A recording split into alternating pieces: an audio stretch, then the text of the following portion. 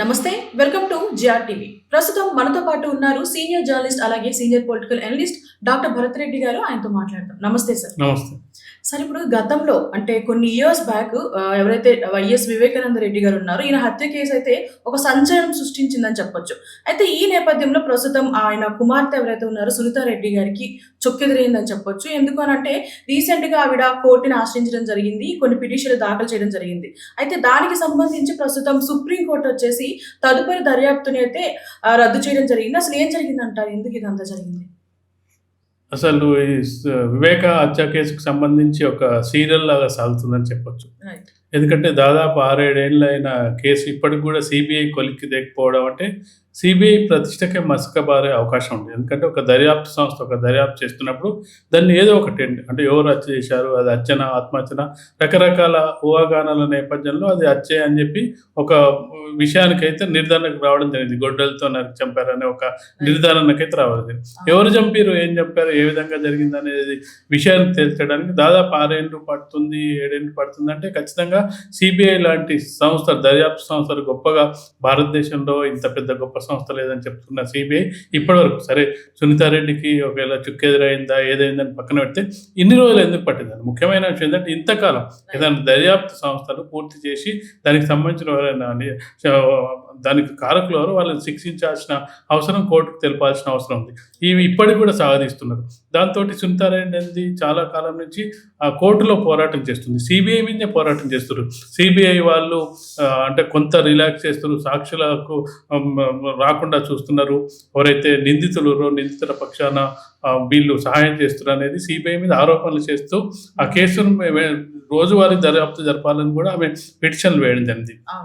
ఎవరైతే మన అవినాష్ రెడ్డి ఉండో ఎంపీ అవినాష్ రెడ్డి అలాగే భాస్కర్ రెడ్డి వీళ్ళ మీద ఆరోపణలు ఉన్న నేపథ్యంలో చాలామంది ఎవరైతే సాక్షులు ఉన్నారో సాక్షులను అంటే భయపెడుతున్నారు, బెదిరిస్తున్నారు. దస్తగిరి అనే ఒక అతన్ని అరెస్ట్ చేయడం జరిగింది గతంలోనే, తర్వాత బెయిల్ మీద రావడం. అంటే ఇవన్నీ ఉన్న నేపథ్యంలో సిబిఐ ఎందుకు నెగ్లెక్ట్ చేస్తుందనే అనుమానం చాలా మందికి అయితే తొలుస్తున్న ప్రశ్న. అంటే సిబిఐ మీద ముందు నుంచి కూడా కొన్ని అనుమానాలు ఉన్నాయి.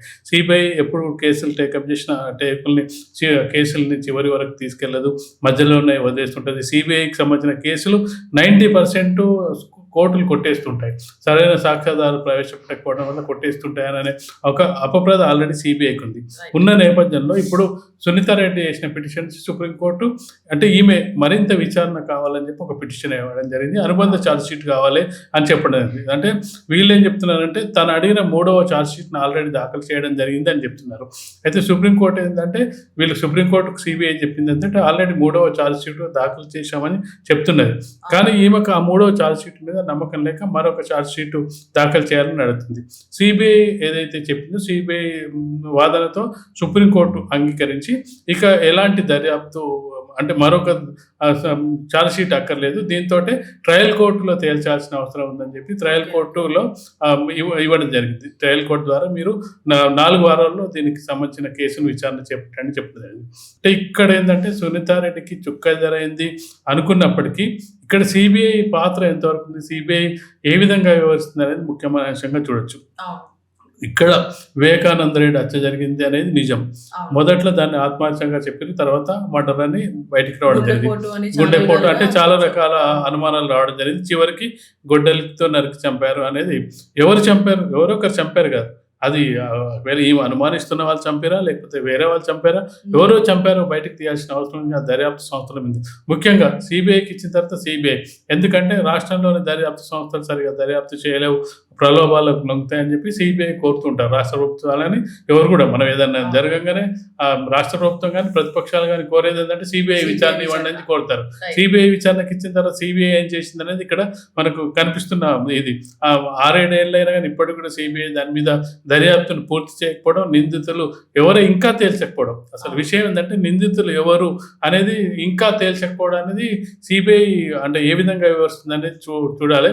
కోర్టుల ద్వారా ఈ మధ్య ఏమవుతుందంటే ఈ దర్యాప్తు సంస్థలకు కూడా కోర్టులు అక్షింతలు ఇవ్వాల్సిన పరిస్థితి వస్తుంది.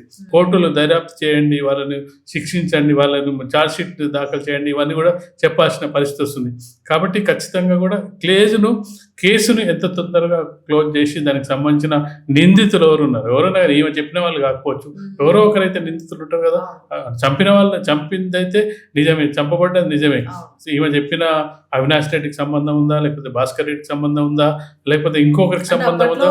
టీడీపీ పార్టీని కూడా తెలుగుదేశం పార్టీ ఇన్వాల్వ్మెంట్ ఉంది, చంద్రబాబు నాయుడు గారే చంపించారంటూ కూడా చాలా వరకు వార్తలని వైరల్ అయ్యాయి. అంటే అప్పుడు వైఎస్ఆర్సీపీ పార్టీ ఉండేటప్పుడు, ఇప్పుడు టీడీపీ ఉంది కదా, అంటే ఎందుకు పొలిటికల్ గా ప్రభుత్వాలు మారుతున్నాయి కానీ కేసు అలాగే వస్తుంది. కేసు చూసుకున్నట్టయితే అంటే పార్టీల మధ్య ఘర్షణలుగా వాతావరణంగా మారిపోయింది. మొదట్లో సునీత రెడ్డి కూడా దాని మీద సిబిఐ విచారణకు కోరలేదు. తాను కోరిన తర్వాతనే సిబిఐ విచారణ చేపట్టడం జరిగింది. ఆ టైంలో వైసీపీ చెప్పిన వాదన ఏంటంటే టీడీపీనే వెనక నుండి సునీతారెడ్డి నడుపుతున్నారు, సునీతారెడ్డికి ఏం తెలియదు, టీడీపీ ఆడిస్తుందని చెప్తుంది. కానీ వాళ్ళు 5 ఏళ్లలో కనీసం వాళ్ళన్న తేల్చాల్సిన అవసరం ఉంది. ఎందుకంటే వైసీపీకి సంబంధించిన ముఖ్య నాయకుడు ఆయన, గతంలో ఎంపీగా పనిచేయడం జరిగింది. దానికంటే ముఖ్యమైనది ఏంటంటే తన రక్త సంబంధికుడు, వాళ్ళ నాన్న వాళ్ళ సొంత తమ్ముడు జగన్మోహన్ రెడ్డికి. అలాంటి దాన్ని ఎంత సీరియస్ తీసుకోవాలి అంటే బయటి వాళ్ళది పక్కన పెడితే సొంత చిన్న ఆయన, దాంతోపాటు తన పార్టీకి గతంలో పనిచేసిన వ్యక్తి, దాంతోపాటు ప్రభుత్వంలో ఉన్నారు. గతంలో ప్రభుత్వంలో లేనప్పుడు అంటే ఓకే, ప్రభుత్వంలో ఉన్నప్పుడు తెలిసాల్సిన అవసరం ఉంది, సిబిఐ మీద ఒత్తిడి తేవాల్సిన అవసరం ఉంటే దర్యాప్తు త్వరగా పూర్తి చేయాల్సి ఉండే. అప్పుడు చేయకపోవడం వల్ల ఏమైందంటే జగన్మోహన్ రెడ్డికి సంబంధించిన వ్యక్తులకు ఎవరికైనా ఇందులో సంబంధాలు ఉన్నాయని చెప్పి టీడీపీ అనుమానించడం జరిగింది. అందులో ముఖ్యంగా జగన్మోహన్ రెడ్డి చాలా